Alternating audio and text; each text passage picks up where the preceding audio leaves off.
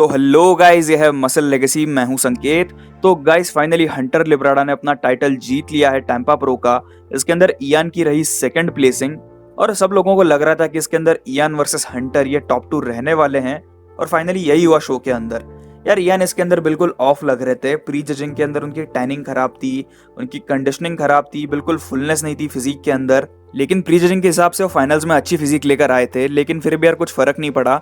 तो इसके अंदर जीत जाते हैं हंटर लिब्राडा अपना टाइटल। इयान की फिजिक के बारे में बात करें तो इयान जो क्रिस्प कंडीशनिंग और एकदम परफेक्ट फिजिक लाने के लिए जाने जाते हैं, वो ऐसी फिजिक नहीं ला पाए इस बार स्टेज पर। और ये बात खुद एडमिट करी है इयान ने प्री जजिंग के बाद में अपना स्टेटस पर डाल दिया था कि मेरी कंडीशनिंग ठीक नहीं थी, मेरी टैनिंग ठीक नहीं थी। लेकिन ये अच्छी बात है कि उन्होंने खुद से एक्सेप्ट करा।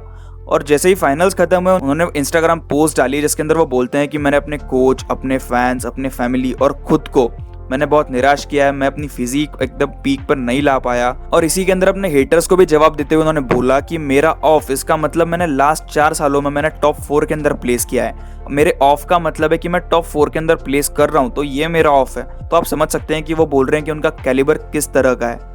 तो वो बोल रहे हैं कि मैं अपना 100% नहीं दे पाया, लेकिन मैं प्रॉमिस करता हूँ कि मैं अगले शो के अंदर अपना 100% दूंगा। वो बोल रहे थे कि मेरा हमेशा से सपना था कि मैं ओलंपिया के अंदर क्वालिफाई करूं। अब मुझे पता नहीं है कि मैं क्या करने वाला हूं, लेकिन वो बोल रहे हैं कि मैं अपना 100% ज़रूर दूंगा। तो ये सब उसके अंदर लिखा है उन्होंने पोस्ट के अंदर। तो फाइनली सर्जियो ओलिविया जूनियर के बाद में हंटर लिब्राडा बनेंगे, जो कि अपने फादर की लेगेसी कैरी करेंगे ओलंपिया के अंदर। और इस शो के अंदर ना हंटर ने ज्यादा इंप्रेस किया ना इयान ने, लेकिन एक बॉडी बिल्डर था वेन वॉकर। इस बॉडी बिल्डर की आई थी 3rd प्लेसिंग और ये बॉडी बिल्डर बिल्कुल सीजन लग रहा था। इसकी कंडीशनिंग, इसका बैलेंस, इसका मतलब क्लासिक स्ट्रक्चर, एकदम जबरदस्त फिजिक थी इस बॉडी बिल्डर की। यार समझ में नहीं आ रहा कि इसकी प्लेसिंग इतनी कम कैसे आई। इसको प्लेसिंग मिली है 3rd, लेकिन मेरे हिसाब से ये 2nd प्लेस तो भी कम से कम होना चाहिए था।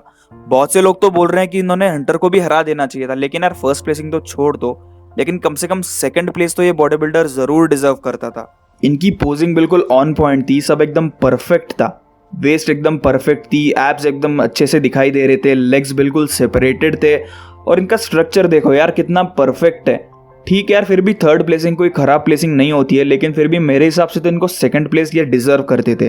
तो ठीक है, उनका मतलब बाकी के शोज में भी ये हमको देखेंगे, तो देखना होगा कि ये कैसी प्लेसिंग लेकर आते हैं आगे। तो फाइनल रिजल्ट्स देख लेते हैं। इसके अंदर फर्स्ट तो थे हंटर लिब्राडा, 2nd थे इयान, 3rd थे ड्वेन वॉकर, 4th रहे फिलिप, 5th रहे रोनाल्ड गॉर्डन। तो इस तरह से रिजल्ट्स रहे थे।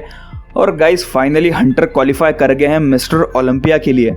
तो देखना होगा ओलंपिया के अंदर वो कैसी प्लेसिंग लेकर आते हैं। तो मेरे हिसाब से तो कम से कम 10th प्लेस, मतलब 10th के अंदर तो रहना डिजर्व करते हैं वो। तो देखना होगा क्या कमाल करके दिखाते हैं हमको ओलंपिया में। और श्योरली मैं एक बात बोल सकता हूँ कि ओलंपिया में इससे बड़ा स्टेटमेंट वो बनाएंगे। तो देखना होगा क्या होता है मिस्टर ओलंपिया के अंदर। और गाइस अगर आप लोग पहली बार मेरे चैनल पर आ रहे हैं, तो अगर आप हिंदी व्यूअर हैं तो मेरे चैनल को ज़रूर सब्सक्राइब करिए। मैं body building, strong man, power lifting, इसके ऊपर वीडियोस बनाता रहता हूं। तो गाइस यार फॉलो करिए, सब्सक्राइब करिए, लाइक करिए वीडियो को। तो थैंक्स फॉर वॉचिंग गाइस। तो चलिए बाय बाय।